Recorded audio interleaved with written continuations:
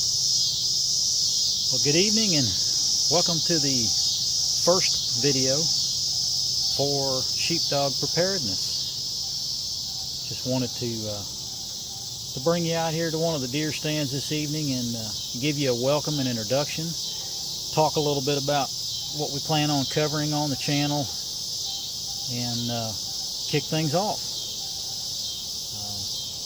This is something I've been thinking about doing for quite some time. I've talked to a lot of friends about doing it. We just never have finally taken the leap. And with some good channels that are already out there on YouTube, they've kind of given me the motivation to finally dive into this and hopefully impart some knowledge and share some ideas and get your input on just some general survival and preparedness things. A little bit about me before we dive into all this. My current job is involved in the outdoors. I work in customer service for a fairly large online company that mainly specializes in hunting and outdoors and reloading gear and things along those lines. So I get to talk on the phone all day long about some of the things that I enjoy doing. I get paid to talk about hunting and shooting and survival gear, preparedness, the outdoors. Not too bad. My formal background, though, is in the public safety field. I've spent nearly 25 years involved in the public safety field in various aspects, mainly firefighting over that time period. Also was an EMT for a short time and a police officer for also 4 years. So those backgrounds have kind of helped give me some other good knowledge that I can parlay into the preparedness and survival area. I think those things have helped out a lot.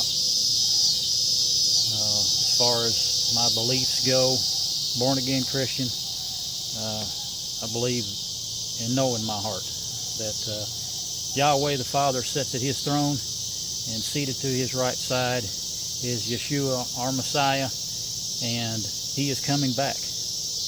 Count on that.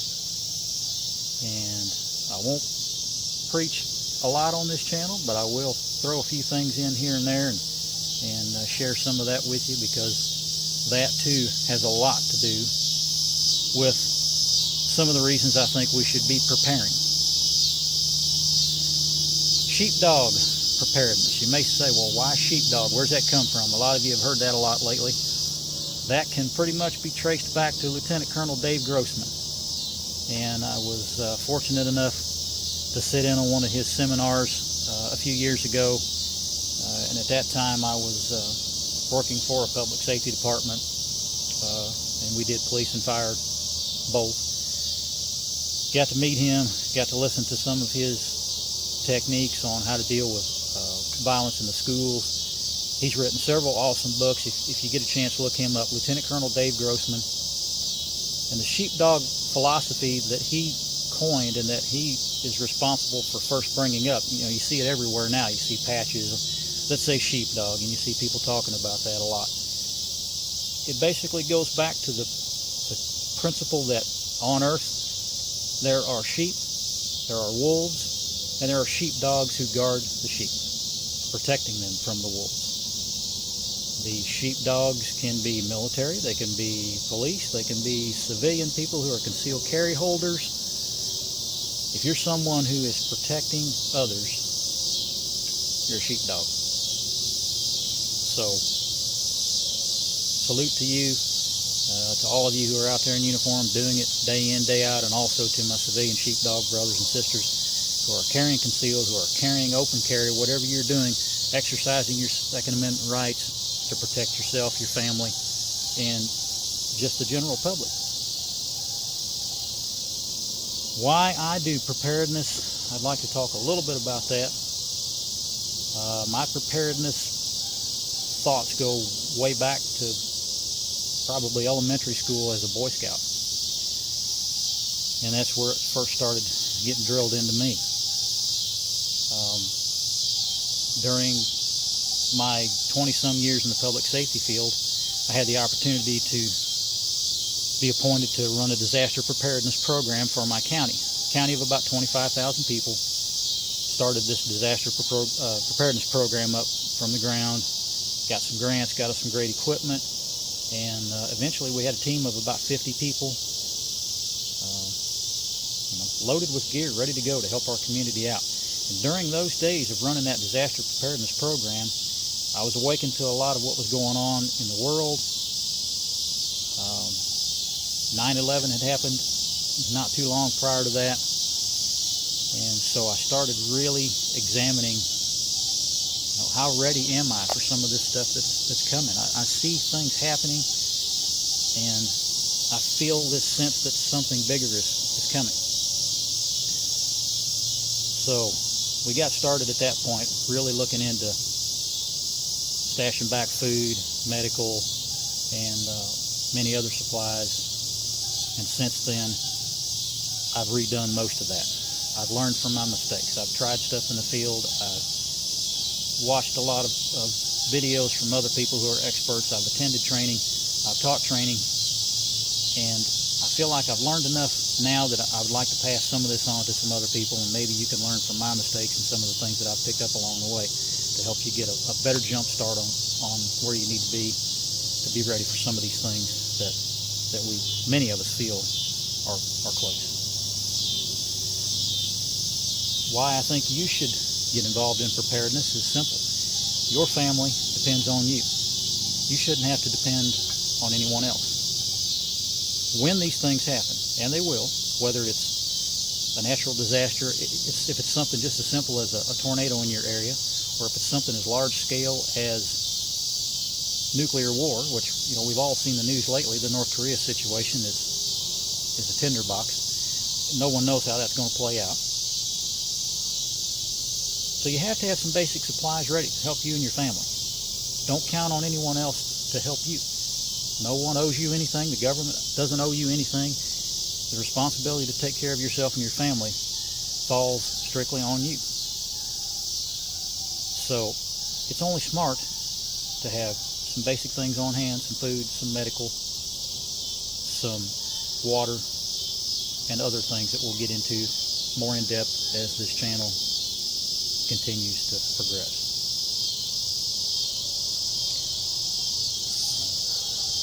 I do believe as a Christian that we are in the end times. There are millions of us who think that. The signs are there. I'm not one of these date setters or predictors. I don't claim to be any sort of prophet. I'm just telling you that if you read your Bible and you're paying attention to it, there's no way in the world that you can think we're not close. So I'll go over some of those things at another time, and some of the scripture that I think that applies to what we're going through now and what I think we're going to be going through in the months and years to come. One of the people that I've been watching a lot lately that I felt has prodded me along to this and led me to want to do this is a channel on YouTube called Viking Preparedness. If you get a chance, check out Viking Preparedness. Pastor Joe Fox is extremely knowledgeable, former Special Forces guy, Christian man, and knows what he's talking about. And I hope to be able to impart 10% of what he's been doing, because he's got an awesome channel, and I've learned a lot from him. What to expect on this channel? You're going to get information on all sorts of aspects of preparedness, not just constant buy this, buy that, you need this piece of equipment or whatever. Your most important tool is up here. So we're going to make sure we cover mental, physical, and the material preparedness. Mentally, if you're not prepared, it doesn't matter what gear you've got. When it finally hits, and you notice I said when, not if, when some of these things finally hit, if you're not mentally prepared for it, all the gear in the world is not going to take care of you, because you're going to freak out and panic. You're not going to be any good to anybody. So first and foremost, you need to be mentally and spiritually prepared for what's coming. Physically, if you need to get in a little bit better cardio shape, or you need to shed a few pounds, or you just need to get out there and just limber up a little bit by walking, we're going to talk about some of those things, because those things are important. You don't want to be a burden to anyone when these things start to happen. We'll talk about all aspects of survival on this channel, whether it's fire starting, or water purification, or water storage, food storage, growing gardens, canning, communications. I'm a ham radio operator, so I feel I have a lot to offer in that arena, so we'll definitely cover communications. Medical, with my background as an EMT, I'll try to give you as much medical information as I can, and I'll always be glad to answer questions on that. We will show you lots of gear. You will definitely see some cool things and some gadgets, and I'll be the first to admit I am a gadget guy.